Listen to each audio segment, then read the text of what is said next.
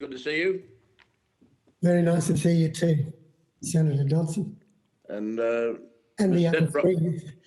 Also, I didn't mention with Senator Lidia Thorpe and, of course, Malarndirri McCarthy, Senator. There's a few more of us around these days than was back in the day. Absolutely. That's the price we were fighting for. Now, can I ask Mr. Moriarty, were you in Adelaide at the time that Mr. Thomas and Mr. Foley were having some sort of discussion about a flag or a design for a flag? Or I was in Adelaide then, yes. We'd already discussed this with Adelaide, in Adelaide from the Aboriginal Progress Association, and Foley came along a little later, as I mentioned.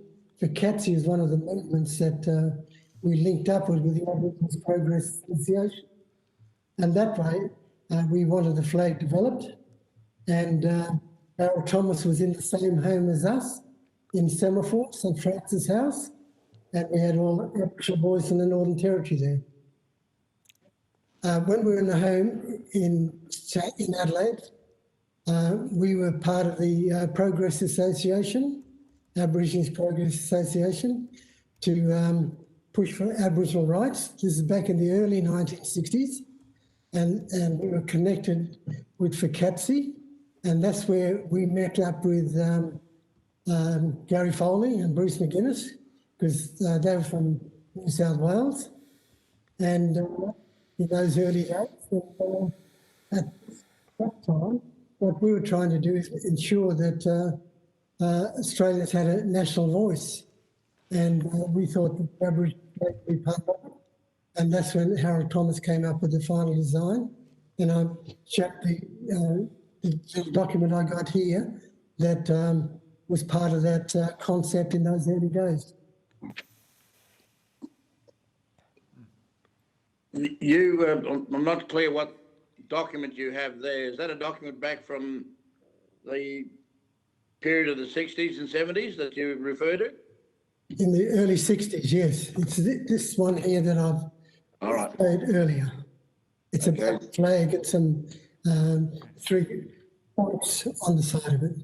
I'm of the viewpoint that, you know, we've come through some very difficult times in Aboriginal history in Australia, and developing that concept with Harold on the Aboriginal flag brought us through some very important stages, in my view, of the development of incorporating Aboriginals in the mainstream of Australian society. And for us to lose that, I'd be disappointed, and I think that's part of that history of that flag in my view.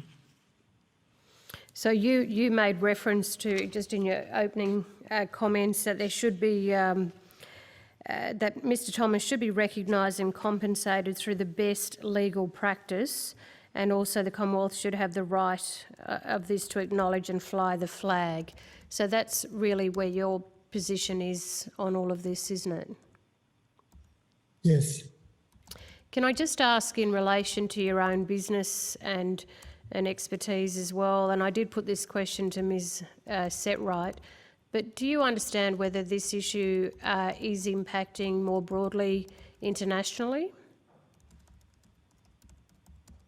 In my view, in those early days, I travelled to many countries, particularly where the Indigenous people were, throughout the US, parts of Canada, and up to the Inuits in Norway, Sweden, Denmark, in that area.